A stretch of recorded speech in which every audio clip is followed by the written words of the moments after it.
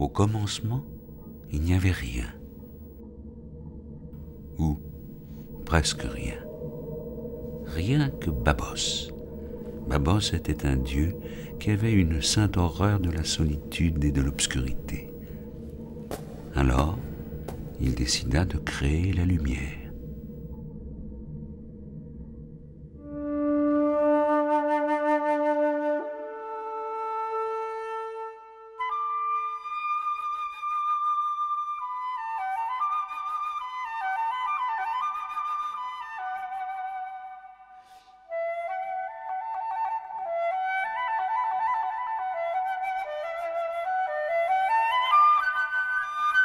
Puis, comme tout dieu qui se respecte et qui s'ennuie, Babos inventa un monde de mortels et il créa la terre. Sur cette terre, il enracina les premiers mortels, les arbres. Il leur donna un vaste jardin d'Éden au sol fertile, les plaines du Masai Mara en Afrique de l'Est. Dans ce paradis, les arbres se multiplièrent. Acacia parapluie, coumbi, chigommier et balsamier formèrent bientôt un uniforme ruban de verdure. En somme, tous les arbres croissaient les uns à côté des autres, enfin, presque tous, sauf le figuier, un solitaire.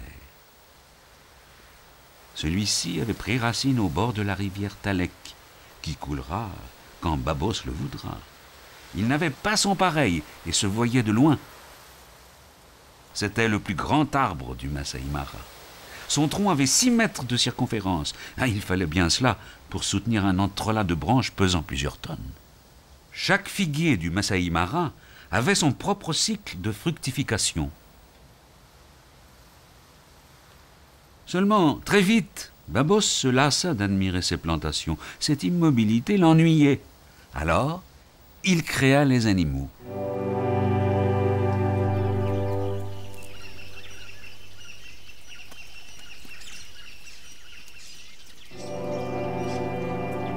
Les animaux avaient la faculté de se mouvoir, c'était bien plus distrayant. Et Babos eut l'idée de leur donner les plantes immobiles pour se nourrir. Tous devaient s'en accommoder sans rechigner.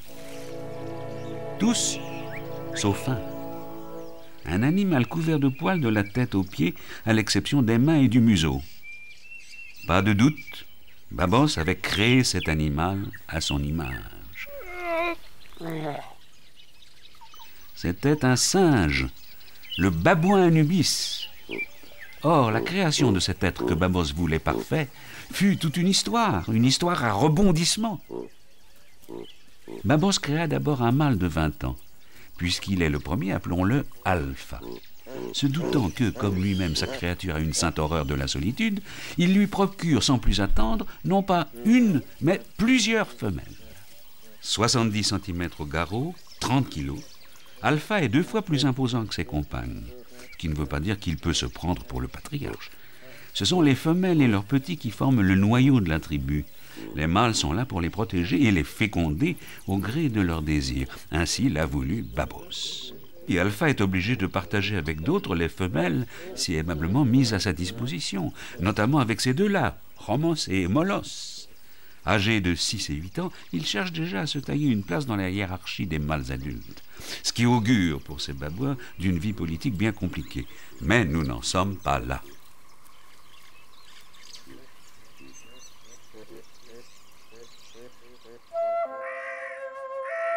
Pour l'heure, Babos doit encore consacrer quelques-unes de ses divines journées à inculquer à ses chères créatures l'art de vivre.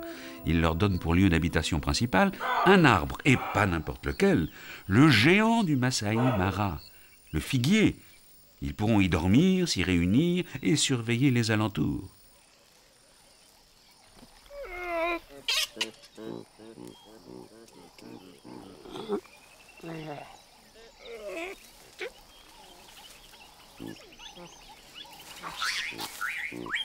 Les babouins semblent apprécier ce dortoir.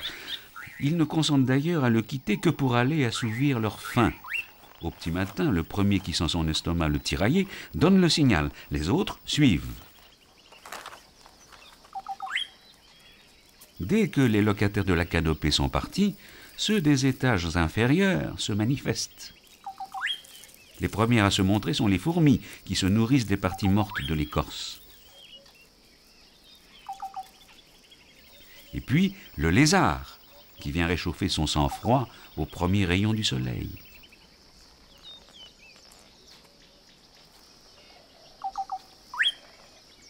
Quelques étages plus bas, un rat a élu domicile dans le labyrinthe des racines.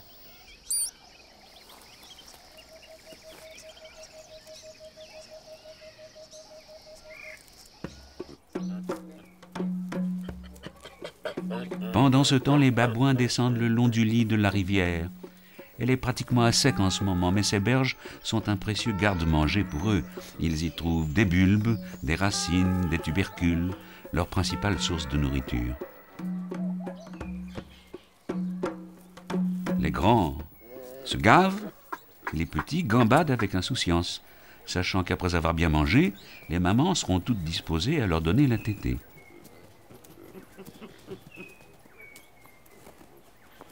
Impressionnantes les cornes de la gazelle des roseaux, et ô combien redoutables quand elle s'en sert pour faire fuir un importun.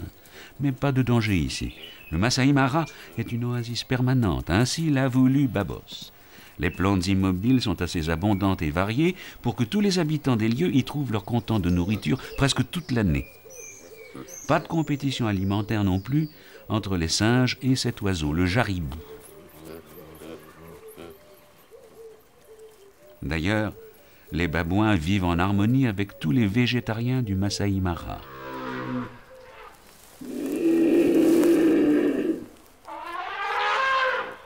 Même les mastodontes.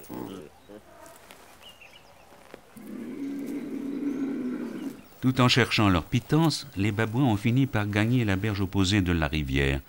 Bien loin de leur arbre dortoir, ils déambulent maintenant dans de vastes plaines marécageuses où pâturent des herbivores de tous acabits. Pour arracher les herbes et déterrer les bulbes, les babouins disposent de nombreux organes qu'ils peuvent utiliser simultanément. Les doigts, surtout le pouce, les ongles, les dents, les lèvres.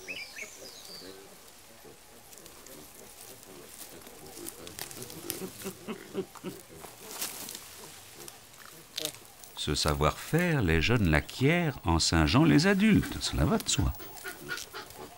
Ils prennent le temps de déguster, si bien qu'ils passeront 6 heures de cette première journée d'existence à se nourrir. Et il en sera toujours ainsi. En fin d'après-midi, Alpha donne le signal du départ. Fini le festin, tout le monde regagne le dortoir.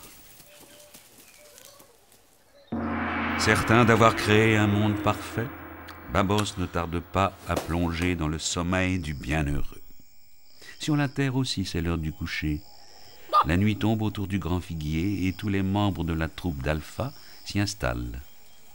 Chacun choisit sa branche et cherche la position la plus confortable. Les babouins dorment environ 8 heures par nuit, par cycle de 2 heures. C'est d'ailleurs ce qu'ils ont de mieux à faire, car, comme Babos, ils ont une sainte horreur de l'obscurité, et du reste, une très mauvaise vision nocturne.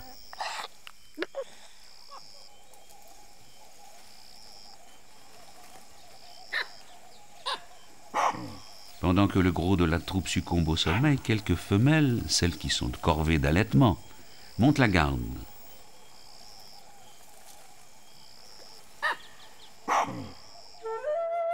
Jusque-là, tout va encore très bien pour les babouins. Mais voilà qu'un beau matin, Babos se réveille avec une furieuse envie de manger des figues. Gorgées de soleil, celles du plus bel arbre du Masai Mara sont enfin mûres. Babos les veille jalousement depuis fort longtemps, et aucun mortel n'a le droit d'y toucher. Pour faire respecter cet interdit, il a envoyé sur terre un émissaire.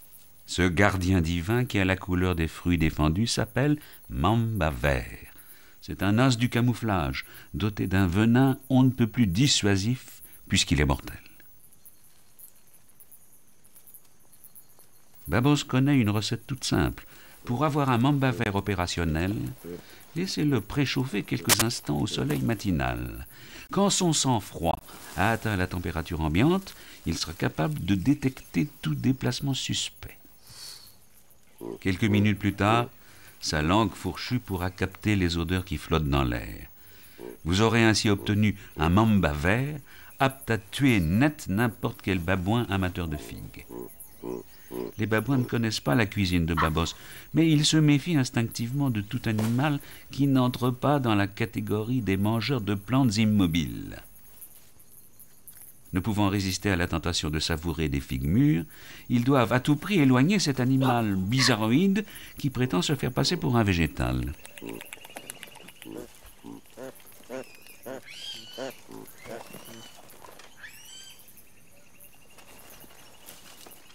Si les plus petits ne savent pas très bien comment s'y prendre pour éliminer ce rabat-joie qu'est le mamba vert, Alpha, lui, a mis au point une méthode efficace et sans danger.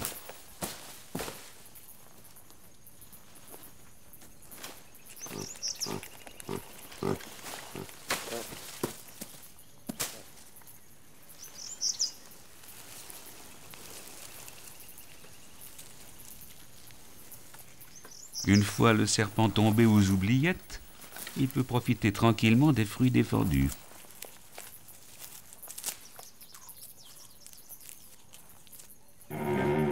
Et ce qui devait arriver, arrive. On ne badine pas avec les injonctions divines. Alpha s'en doutait, mais comment résister à la tentation, toutes ces figues juteuses? Impossible. Toute la troupe se gaffe sans retenue, et la colère céleste descend progressivement sur la terre.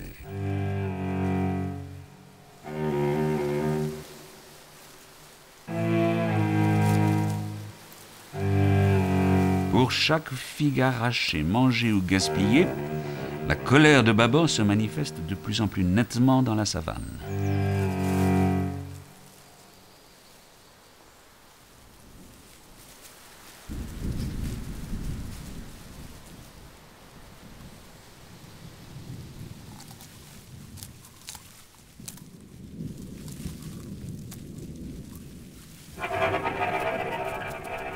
Effrayés par ce ciel menaçant, les plus jeunes quittent les extrémités des branches pour se réfugier près du tronc.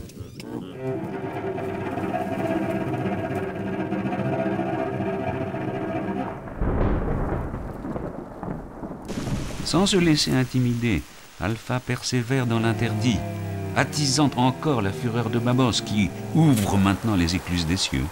Des averses diluviennes vont s'abattre chaque jour au crépuscule sur le Masai Mara, et ce pendant 2 mois.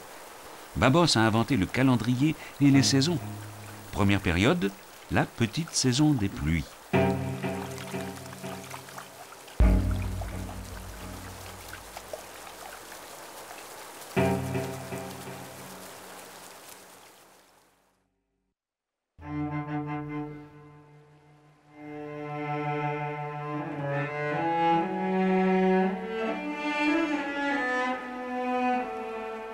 Il a plu pendant tout novembre et décembre.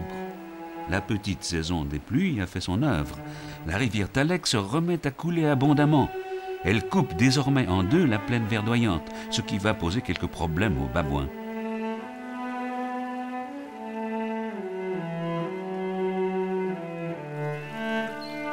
Les babouins avaient l'habitude de traverser la rivière à pied sec pour aller chercher de la nourriture. Maintenant, ils vont devoir trouver des gués. Là encore, Alpha, avec son expérience, saura contourner la difficulté.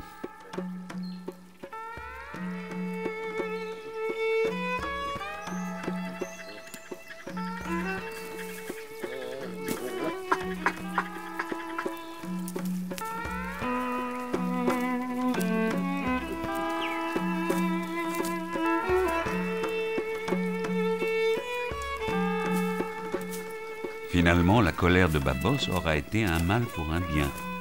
Les pluies ont fait jaillir de terre de succulentes pousses vertes toutes tendres.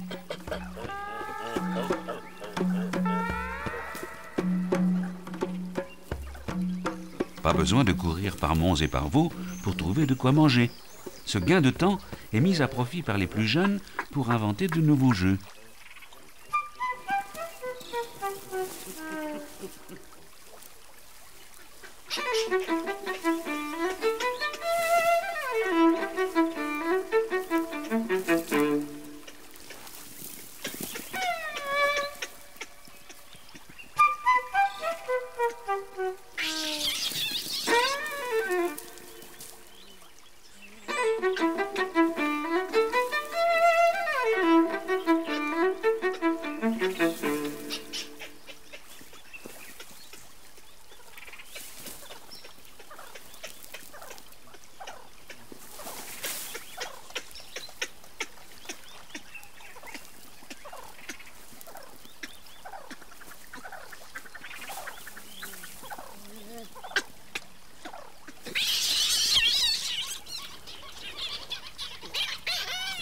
En fait, toute la savane peut se réjouir du courroux de Babos. À force de gambader avec insouciance dans cette nature reverdie, les babouins se sont bien éloignés de leur quartier général, le figuier. Un éléphant solitaire en profite pour venir y cueillir des branches bourgeonnantes.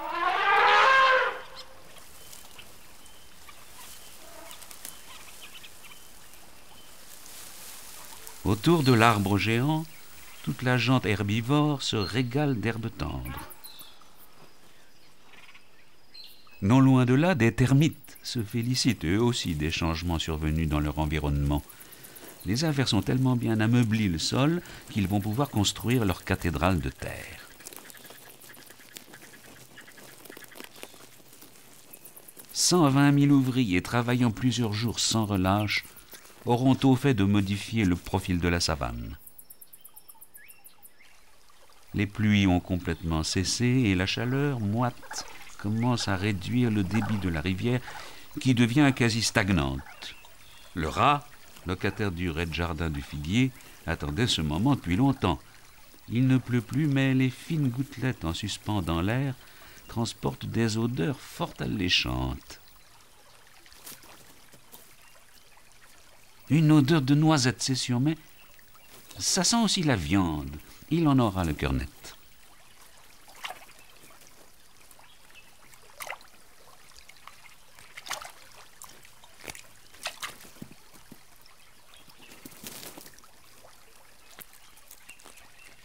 C'était bien ce qu'il espérait, une larve de scarabée xylophage. Le bois mort que consomment ces larves leur donne en effet un parfum de noisette. Incisive tranchante et molaire râpeuse, le rat a une dentition tout à fait adaptée à un régime omnivore. La larve, une fois broyée, sera ingurgitée en quelques minutes. On pourrait croire que ce rat est très à cheval sur la propreté. C'est plus subtil que ça. Il est obligé de débarrasser son pelage de ce parfum de noisette pour pouvoir repartir à la chasse d'un bon nez.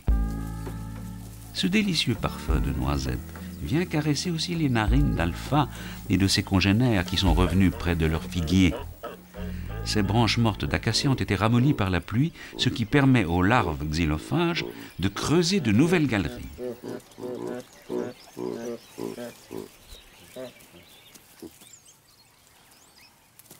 Un animal mobile qui sent le fruit d'une plante immobile. Il n'en faut pas plus pour qu'un végétarien se découvre des goûts de carnivore. Alpha ayant exercé son droit de préséance, les plus jeunes vont pouvoir l'imiter à leur manière.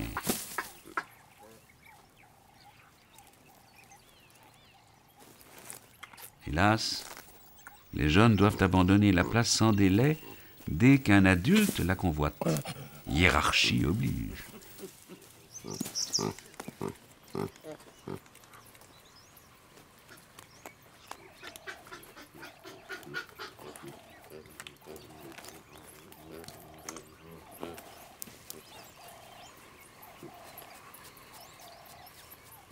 Tout ce remue-ménage dérange sérieusement d'autres occupants de cette branche morte, des fourmis. Elles avaient installé là leur pouponnière et la nouvelle circule maintenant qu'il va falloir déménager de toute urgence.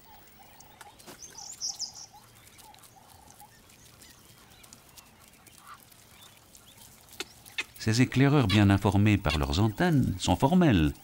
Il n'y a aucune galerie de secours à l'intérieur de la branche. Le déménagement, donc, doit se faire par l'extérieur, sous la garde des soldats, et en contournant, si possible, ces objets velus non identifiés. Les larves ne font pas partie des fruits défendus par Babos. Alors pourquoi Mamba Vert rôde-t-il par ici? Rien à voir avec les babouins. Le hasard l'a amené dans les parages parce qu'il a repéré une proie, un lézard. Face à ce tueur d'élite qu'est le Mamba Vert, la seule chance de salut est de sauter dans les herbes et de s'y camoufler. Cette ruse a brouillé les pistes. Dérouté, le serpent ne sait plus dans quelle direction chercher. Et là, regardez bien, vous allez être témoin d'un incroyable revirement de situation.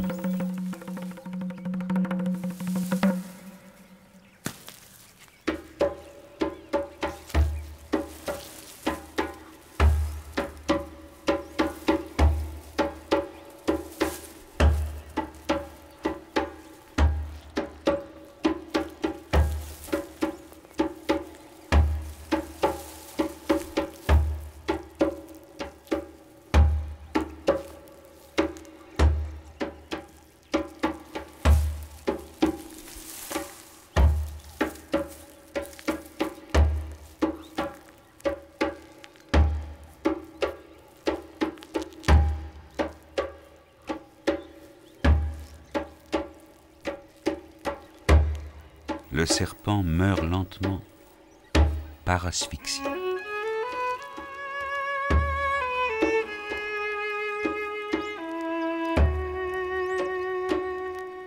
Babos vient de perdre son plus précieux agent. Sa colère est terrible. Il ordonne une grande saison des pluies, un déluge sans précédent.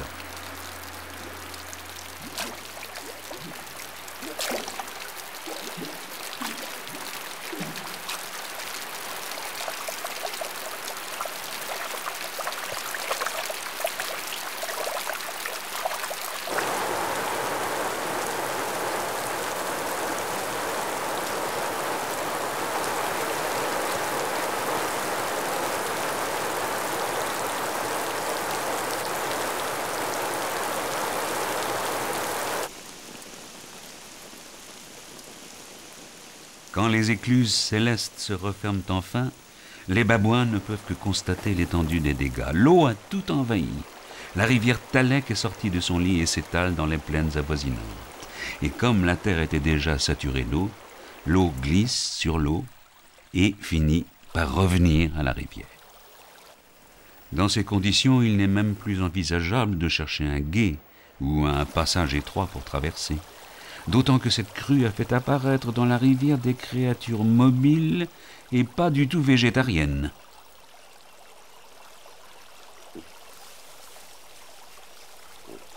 Pour passer sur l'autre rive, une seule solution, le grand saut.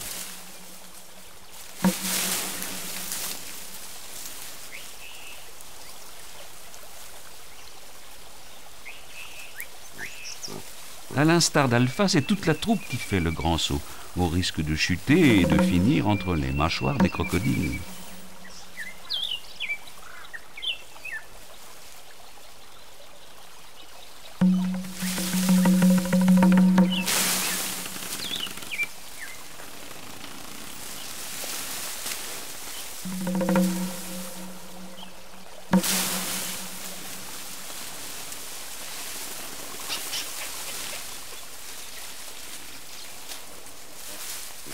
Le problème avec ces sauts du haut vers le bas, c'est qu'on ne peut plus revenir en arrière. La rivière Talek en crue est désormais une barrière infranchissable. Alpha et sa troupe devront donc partir en quête d'un nouvel arbre.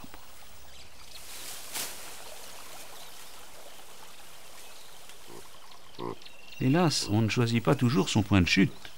L'atterrissage dans les acacias truffés d'épines laisse de très mauvais souvenirs. Cette épreuve de haute voltige aurait-elle fait tourner la tête de certaines femelles? Postérieures roses et tuméfiées, regards langoureux, pas de doute elles sont en chaleur et ne cachent pas leur intérêt pour les mâles adultes. Alpha a déjà cédé aux avances de celle-ci, aux grandes dames de celle-là.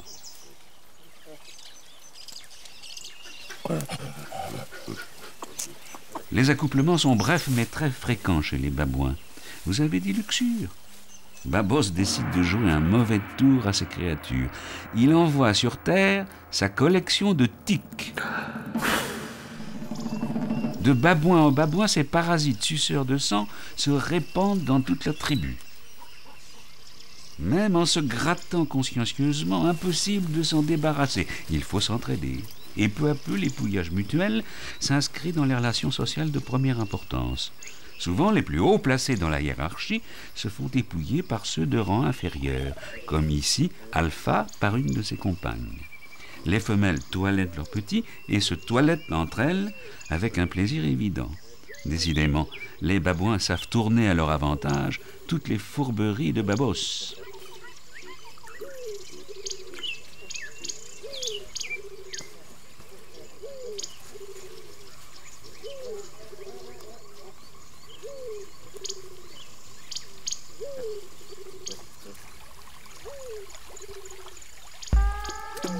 Maintenant qu'ils ont fait le grand saut et se trouvent sur l'autre berge de la rivière Talek, ils vont devoir trouver un arbre pour passer la nuit.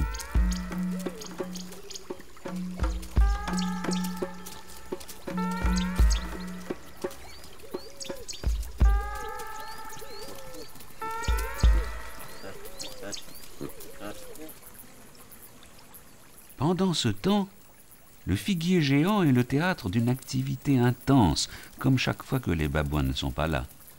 Une colonie de fourmis safari a installé un bivouac dans le sol détrempé, au pied de l'arbre. Une véritable armée en campagne qui prépare un impitoyable raid. Première trouvaille, un excrément datant du dernier passage de l'éléphant solitaire. Rien d'intéressant à première vue, mais il faut creuser la question pour parvenir sous l'excrément.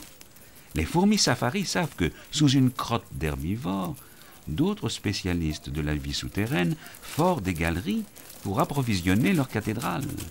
Le gang des fourmis safari attaque les termites.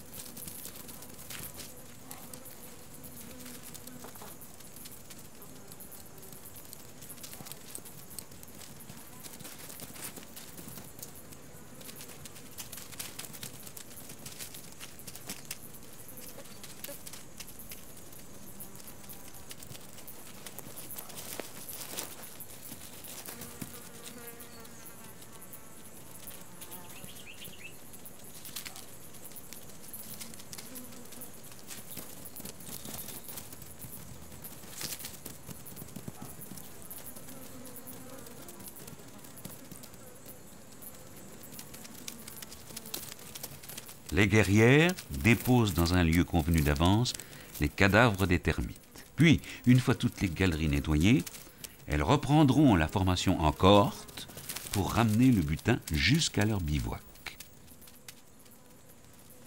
On sait les fourmis capables de porter 4 fois leur propre poids. Les safaris cherchent visiblement à battre des records, sans doute l'ardeur militaire qui les anime.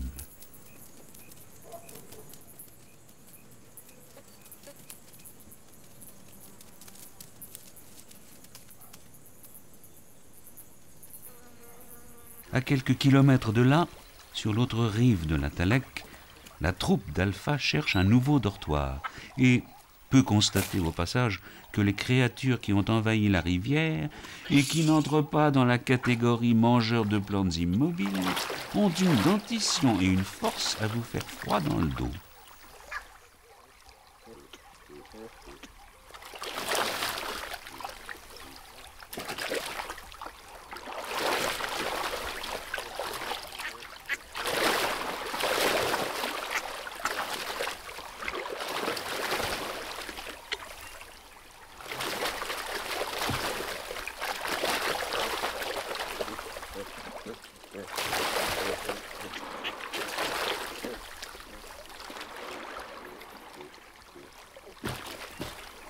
Voyant cela, Alpha prend la sage décision de s'écarter de ses eaux malfamées et d'aller plutôt prospecter dans la forêt.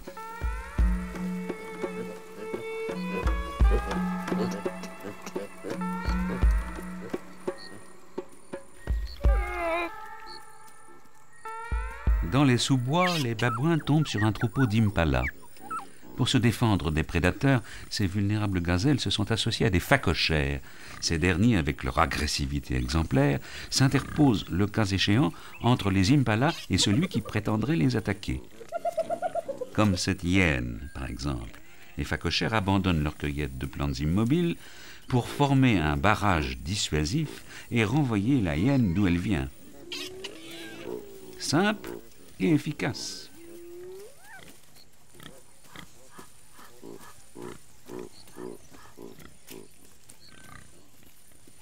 Du coup, Alpha se sent tout à fait en sécurité lui aussi dans cette clairière. Reste à trouver un arbre. Et tous les arbres se ressemblent ici, et aucun d'eux n'est assez volumineux pour accueillir 40 babouins. Une fois n'est pas coutume, la troupe sera obligée de se disperser pour dormir.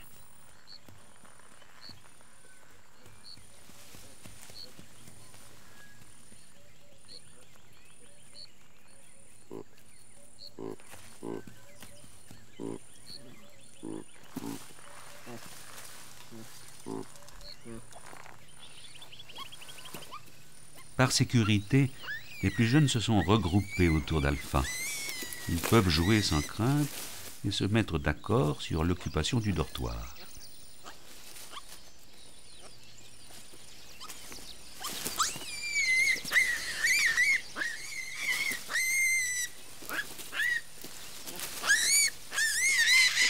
Chacun a fini par trouver sa place. Avant de s'endormir, Alpha et les autres mâles adultes repèrent les positions des uns et des autres dans la canopée. La nuit, on se perd de vue, mais on garde le contact par la voix.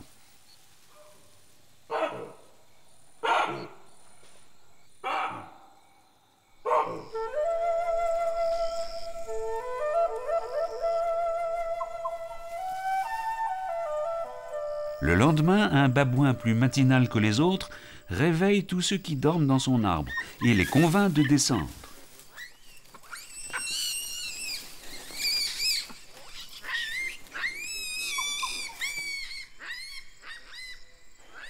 C'est bien joli de jouer les lève-tôt, mais que faire dans cette brume matinale? Attendre, attendre le réveil des autres.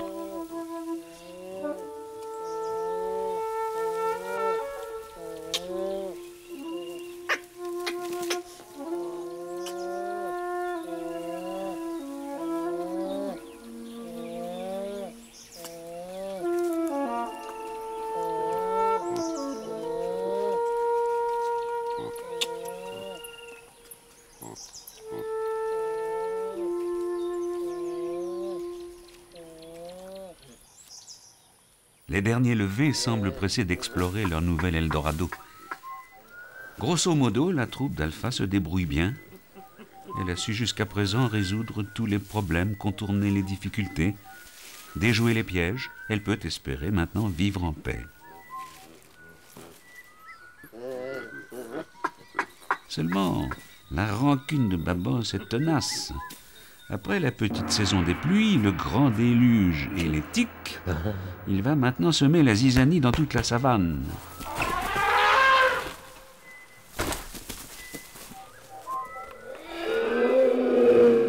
Quand il y a de la bagarre dans l'air, Romos répond toujours présent. En face de lui, voici Molos, son frère aîné, sûr de sa force et assoiffé de pouvoir. Ses manœuvres d'intimidation trahissent son ambition, usurper la place d'Alpha. Alpha refuse de s'en mêler, mais surveille attentivement ses rixes familiales. C'est un pacifiste doublé d'un fin stratège. Ne voulant pas se battre, il prend avec lui un petit, à la fois pour protéger celui-ci et pour s'en faire un bouclier.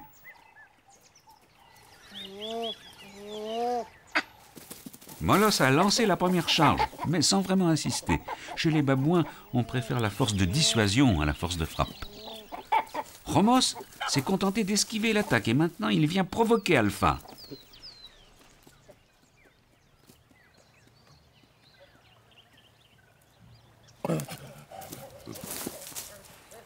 Mais Alpha campe sur sa neutralité.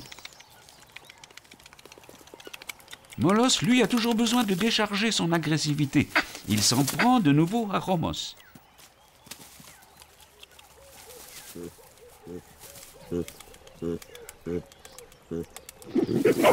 Romos se rend bien compte qu'il n'aura pas le dessus. Il a 2 ans et quelques kilos de moins que son frère.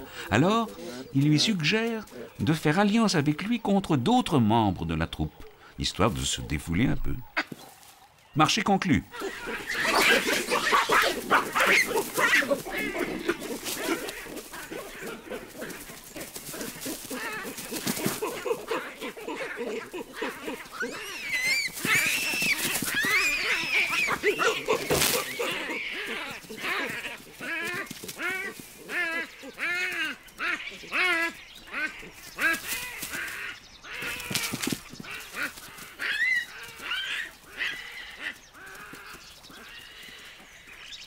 Tous les babouins préfèrent fuir ces 2 têtes brûlées. Il ne leur reste qu'à essayer de défier à nouveau Alpha qui n'a toujours pas bougé. Allez, une bonne petite castagne. Mais Alpha connaît ses manigances. Molos a beau hausser les sourcils et Romos lui montrer les dents, ses provocations le laissent de marbre. On n'apprend décidément pas à un vieux singe à faire des grimaces. Il n'y aura donc pas de 3e larron. Du coup, Molos jette une fois de plus son dévolu sur Romos.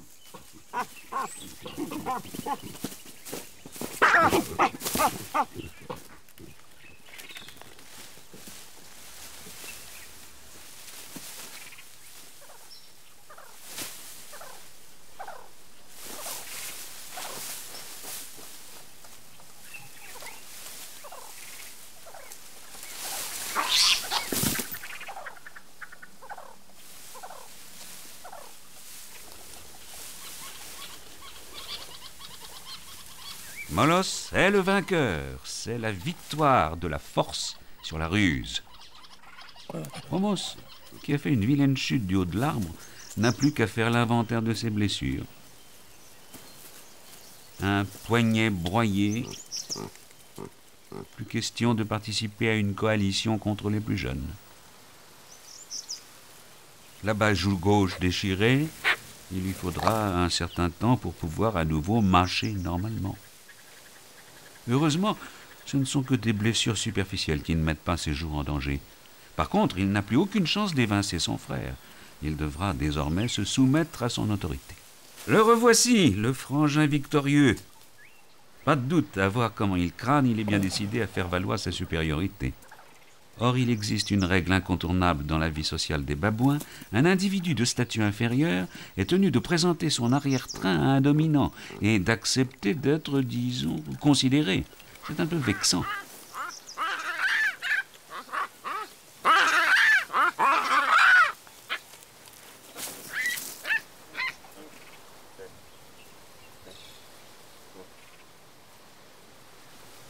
Avec toutes ces histoires, la troupe n'a pas encore pris un seul repas aujourd'hui. Il est temps qu'Alpha se remue un peu et conduise les siens vers un endroit riche en jeunes pousses immobiles.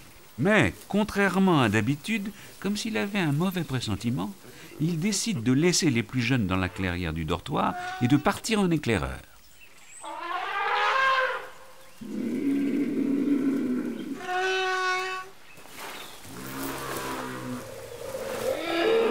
Des troupeaux de jeunes mamans sont en marche dans les plaines sous la conduite de leur doyenne. Alpha est rassuré. Il sait que ces mangeurs de plantes immobiles sont absolument inoffensifs. La troupe peut venir. Mais qu'est-ce qu'il fabrique? Il devrait être à l'orée du bois en train d'attendre un signe de lui.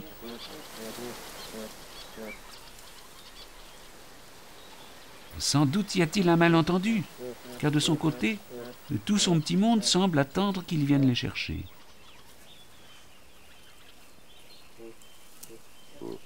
Finalement, Molos prend l'initiative de conduire la troupe vers la prairie. Alpha subodore que Molos ne tardera pas à l'évincer. Mais, pour l'heure, les jeunes et les femelles ne changent rien à leurs habitudes. Ils rejoignent Alpha pour la cueillette et le festin quotidien.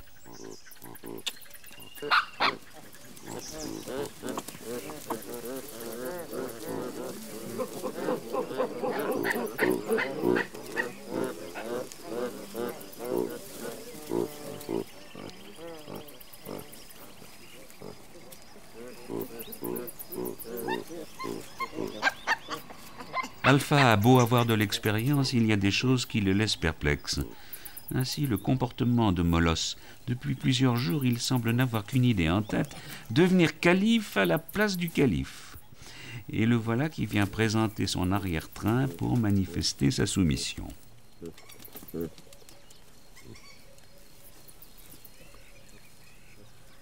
Méfiant, Alpha refuse de se prêter à ce double jeu. Tous les babouins vous le diront, quand un babouin vous tourne le dos, c'est qu'il ne veut plus vous voir. Le message est clair. Ah, la vie politique est bien compliquée chez les créatures de Babos. Dominant, dominé, la limite est très floue. Et souvent, chez les jeunes mâles, l'envie de prendre le pouvoir est plus forte que tout.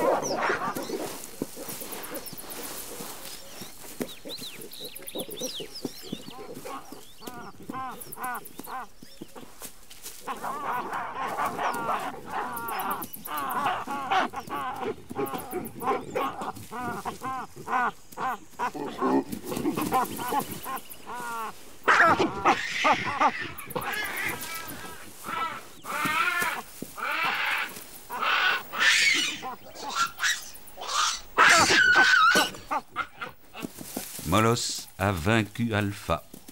C'est la victoire de la brutalité sur la sagesse.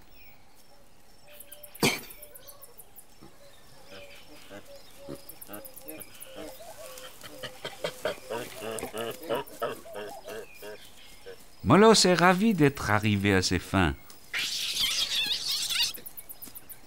Et pour asseoir son autorité, il n'hésite pas à faire régner la terreur dans la troupe.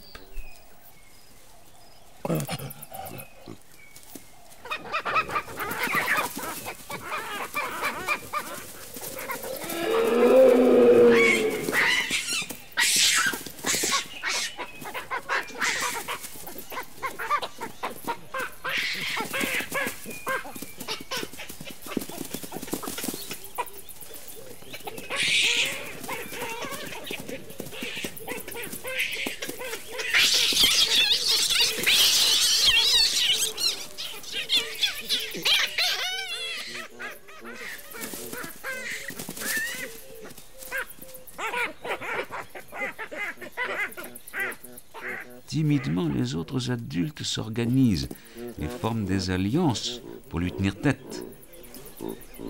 Seulement, devant des arguments aussi pointus, on perd un peu de sa témérité.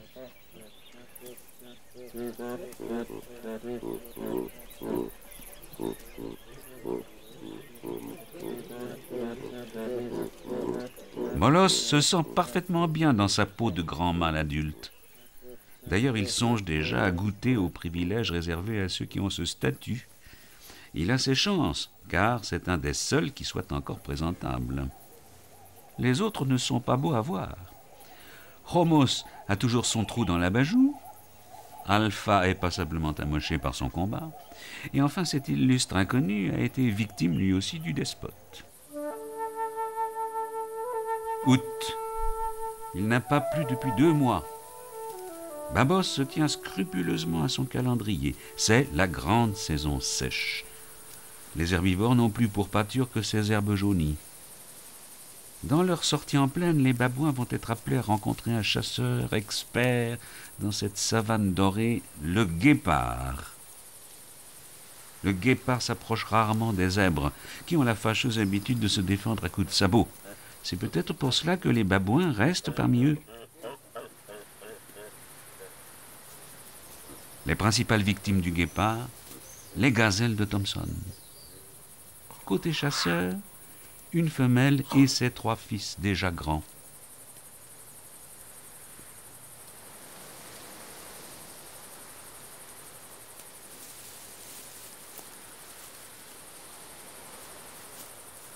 La mère chasse en solo pour ses 3 petits ogres.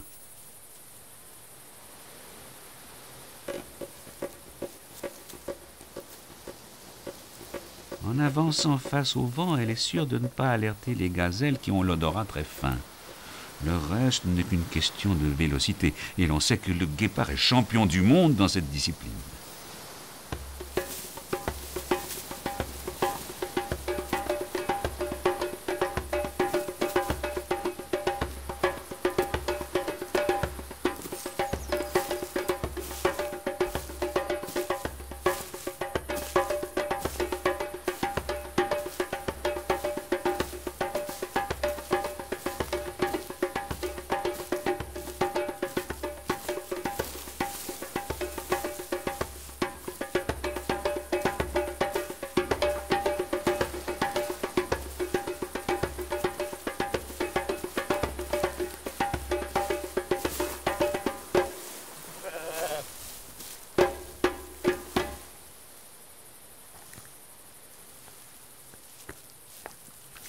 Grâce à ses narines très échancrées, elle peut reprendre son souffle tout en asphyxiant sa proie.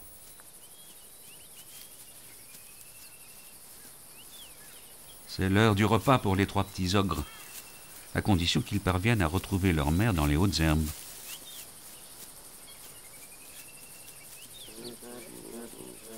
Tiens, les babouins, molosses en tête, se dirigent vers le lieu du crime. Les premiers arrivés sont les guépards, mais Molosse, toujours aussi agressif, semble bien décidé à leur disputer leur butin. Du jamais vu dans la savane, une poignée de babouins qui prétendent faire fuir 4 guépards.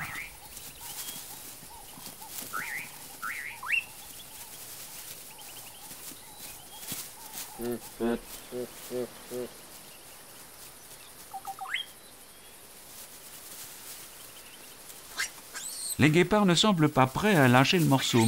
Malgré les attaques répétées des babouins, ils résistent.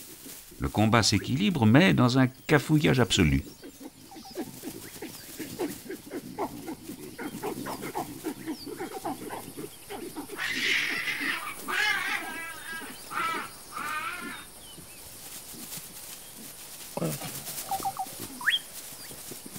Finalement, la détermination de Molosse a gagné toute la troupe, et devant une telle cohésion, les félins capitulent.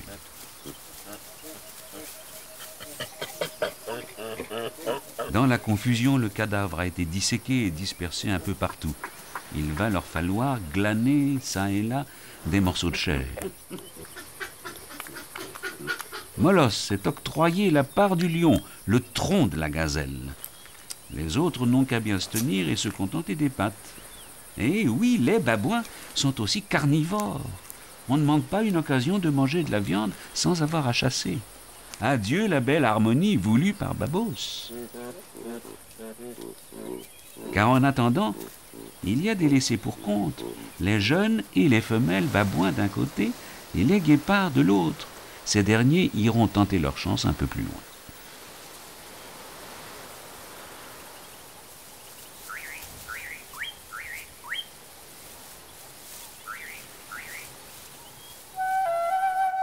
En l'absence de pluie, les mangeurs de plantes immobiles ont littéralement tondu les plaines. Molosse et sa bande décident de mettre fin à une errance qui dure maintenant depuis 4 mois.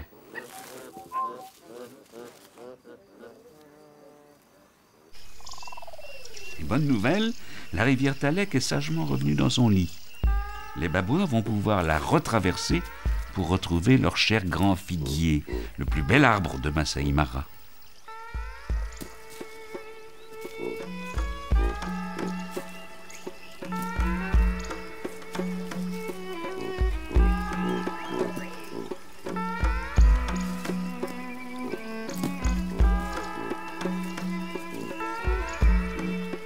À l'approche du figuier, la frénésie l'emporte sur la discipline.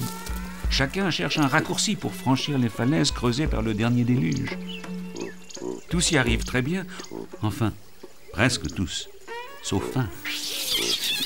Il faut pourtant faire vite car la nuit tombe autour du figuier, qui depuis 1 an a eu le temps de faire ses fruits. Pour le grand bonheur de Molosse, le premier arrivé. Les autres ne tarderont pas.